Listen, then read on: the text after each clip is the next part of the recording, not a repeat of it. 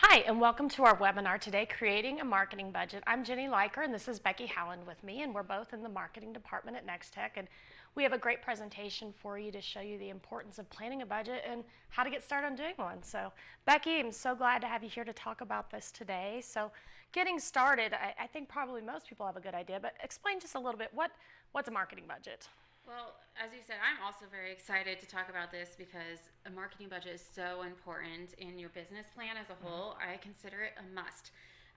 So, basically, to outline what a marketing budget is, just in general, is businessdictionary.com says the definition is an estimated projection of cost required to promote a business's products and services. So, a marketing budget will typically include all promotional costs, including marketing communications like website development, advertising, public relations, as well as costs of maybe employing marketing staff and utilizing office space.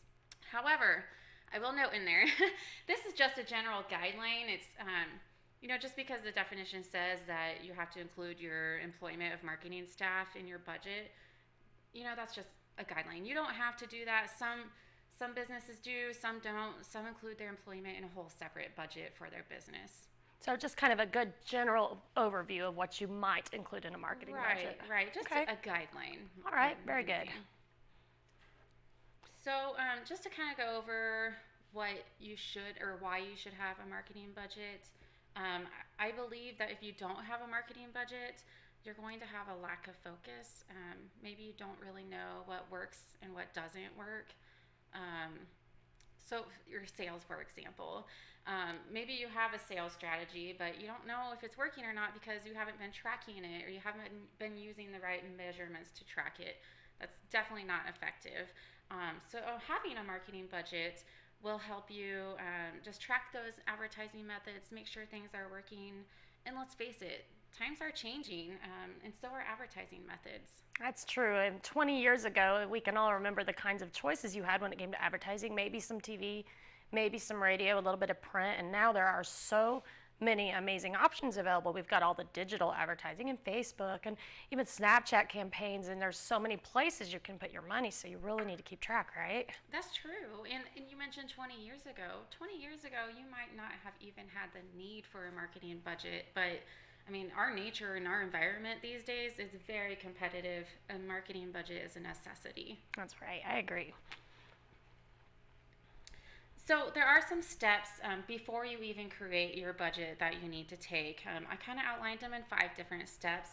One would be to set some goals. Number 2, define your market position. Number 3, outline your products and services. Number 4, develop a marketing plan. And then number 5, outline the major items to include. Seem like 5 pretty important steps. Yes, and I'll go into some more detail on those here. And so the first one with setting your goals, what are you wanting to accomplish? Is it a specific product you're wanting to promote and tie a campaign to it? Or maybe it's just brand awareness that you need to set aside some marketing dollars for. Or maybe you need to expand on your sales, and can you tie a number to that? Is it measurable? A good example of something that would be measurable is digital marketing. That's what's so great about it, is everything digital is measurable and gives us reports and results that we can see almost instantly. That's right. With the tools you have now, if you do a Google campaign, you can see exactly how many impressions you got. Mm-hmm. You can set a target budget. Same thing with Facebook. Whereas like branding, you're not necessarily going to know if people know your name more or not. So it all kind of depends on what your goals are and whether you need to measure it or not. Definitely. And let's not forget that all of those items are important. Even though you can't always measure branding, it's still an important element in marketing and is sometimes necessary. You bet. If people don't know who your company is, it's hard for them to buy for you, right? That's right. So on to number 2, define your market position. Is there some competition where you're entering or where you currently exist? What services are you needing to promote or create awareness about? It might even be possible that you need to create a SWOT analysis to figure these things out. So tell us a little bit more for the people that maybe have never heard of a SWOT analysis. What's that? Well, a SWOT analysis is just something you need to do in general for your marketing plan. It outlines your strengths for the S. W stands for weaknesses. O stands for opportunities, and then T stands for threats. And this will help you figure out kind of your market position in general. And there's some great tools available out there if you go out on the internet. Usually it kind of looks like a little Foursquare kind of chart, and you start filling it in. And so it is a good place to get started. Exactly. And, it really doesn't take a lot of time to fill out a SWOT analysis, but it may open your eyes on what you need to do differently. So number 3 is plan for your products and services. Maybe there's some specific products you want to promote. Maybe you have a new one that you're launching, or maybe you're expanding into a new service territory. Those are all things that you need to account for in your marketing budget. That's right. Sometimes, we've worked with different clients. Some of them, they might be launching a new food product at a fast food, or not a fast food, but like a quick shop, and so that's one specific product. Or maybe you've launched a whole new service line. You're a hospital and you've got this new imaging equipment that you want everybody to know about. So it can really vary by the type of business that you are, but you're always going to be wanting to promote different things or different services. That's exactly right. And you're going to want to create some awareness about those new products and services. So number 4 is to develop that marketing plan. Now, don't confuse a marketing plan with a marketing budget, because they can be different things. A budget falls within your marketing plan, but the marketing plan relates more to that SWOT analysis that we were talking about earlier. So how much do you need to spend on your total marketing budget? And you need to figure out, what is the timeline for that marketing budget? Are you creating one for the whole year, or is it going to be more specific? Maybe you just want it specific to a 3-month period, for example. Very good. And when you're making your plans, I would think also you're going to take into consideration the kinds of people that you're wanting to reach, and of course your budget's also very important. That's why we're creating it, right? So you know what you can and can't do. And knowing who you're going to target will help you figure out quantities for when you're doing some advertising, and help you with the budget and how much you need to spend. Absolutely. So last but not least, make an outline of your major campaigns and events. What elements are you going to use within your advertising for a specific product or event, or how long will a specific campaign last? And as you mentioned before, who are you targeting? That's a very important piece. Right. You can spend so much if you blanket an area, and you might want to if you're a brand new business and nobody knows about you. You might want to do the entire town. But if you're, maybe you're an agriculture, like an implement dealership, well, probably you want to be more specific with your targeting, right? You maybe don't want to send your pieces to college kids, for example, unless they're agriculture majors. But you really have to be thoughtful and spend your money as wisely as you can. That's a great example. Another one would be a spa. I mean, maybe with a spa, I'm going to guess your clientele is mostly female, so maybe you purchase a list that's all female and not spend your time targeting men, because that's probably not who your target market is. So. And speaking of, you can do some really amazing things in addition. You can even drill down to certain age groups, certain interests, even certain income levels. There's so much targeting you can do. Yes, there's lots of resources available, which is great about marketing, is you can really dive deep and figure out what you want to do.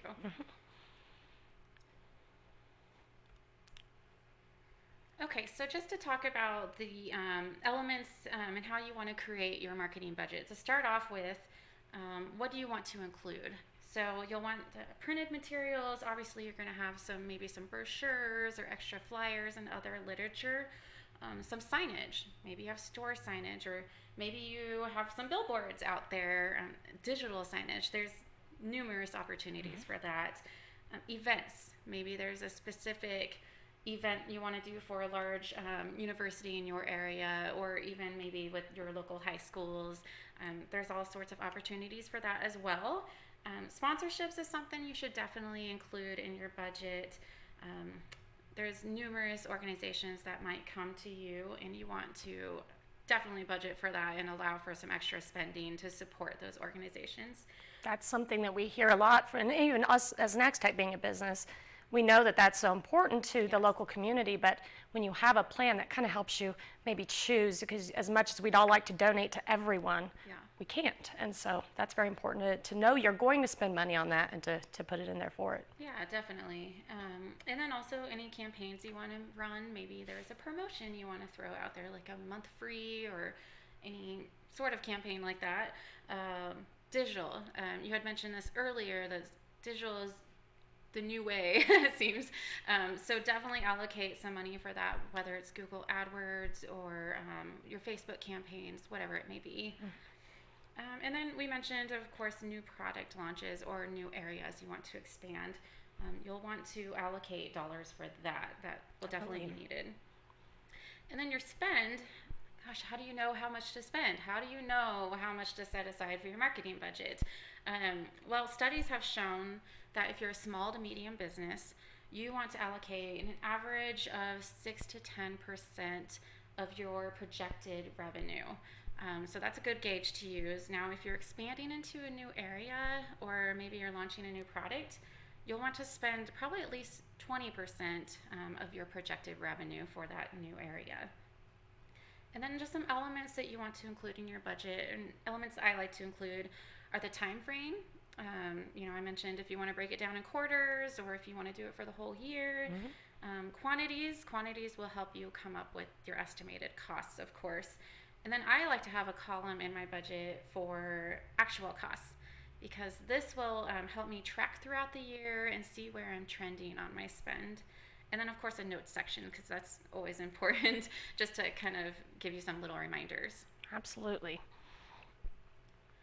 So the good thing is for you guys is we've created a budget template that you can definitely use. Let's see if it'll... All right, so there we go. So this is very generic, but we've created this so that you can take it and plug in your own elements and plug in your own estimated costs. But this would be very helpful and a good place to start. So tell us a little bit more about what you have here. Okay.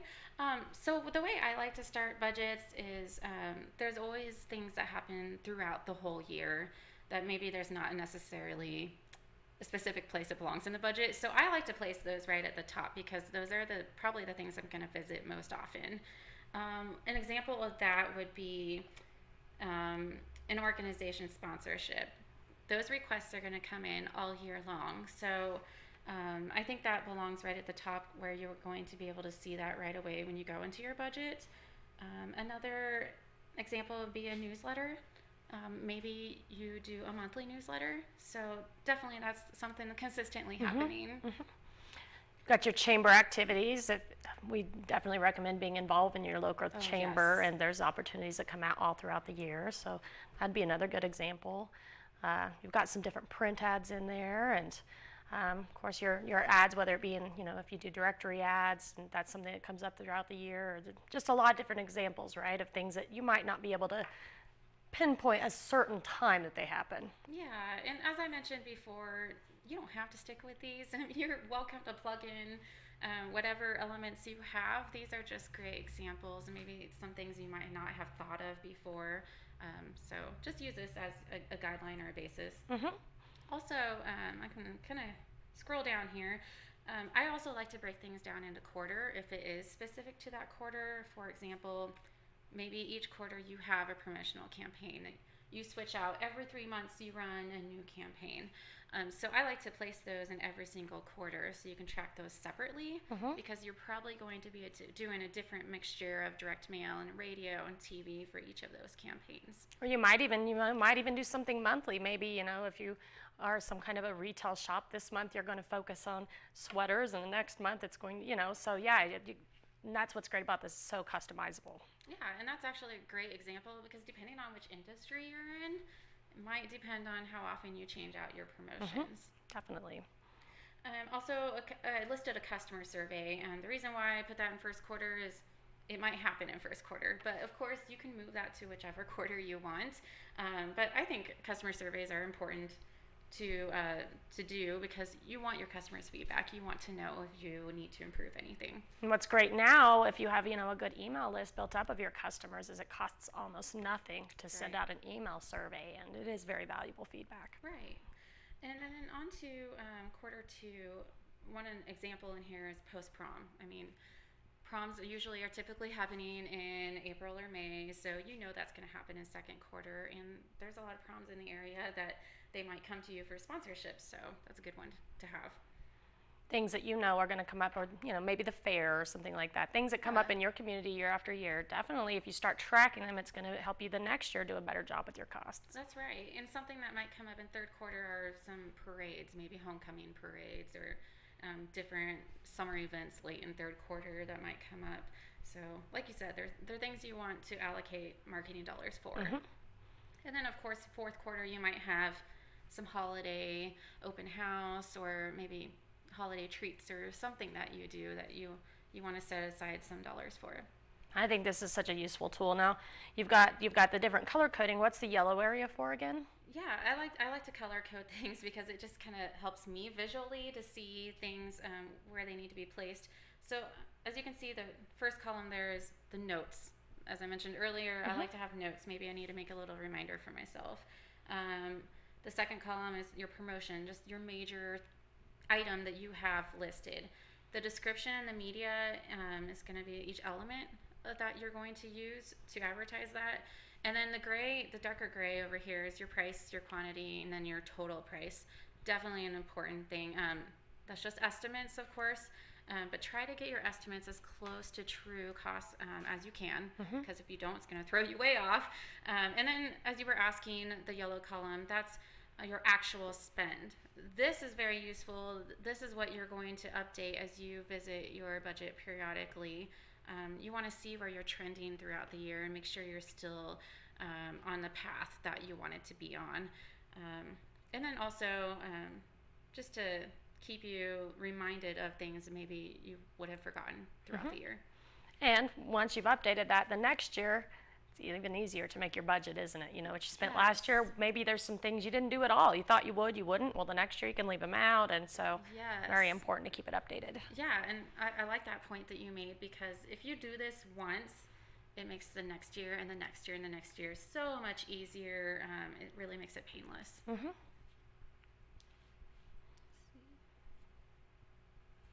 Okay, so just some reminders when you're creating your budget or when you're finished creating it. Revisit the budget periodically. That's so important. As we talked about, we don't want to forget anything that's happening throughout the year. We want to make sure we're on track with our spend. We don't want to overspend, of course.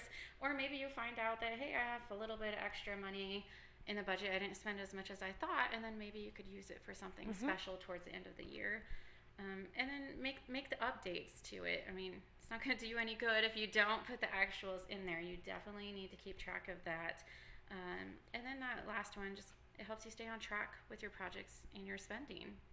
I like it, and as we mentioned before, it's a good plan too, because at the beginning of the year, if you sit down in January and you go through everything, by July, you might not remember some of the things that you talked about. So as you're getting back into it, oh yes, we did plan to do something special this year with the fair. Let's make sure, that's kind of thing. It not only keeps you on track with finances, but just your plan in general. Yeah, so make sure you're looking at it, after events happen, but of course before the events happen, just to make sure you are on track. It's important, so. Definitely.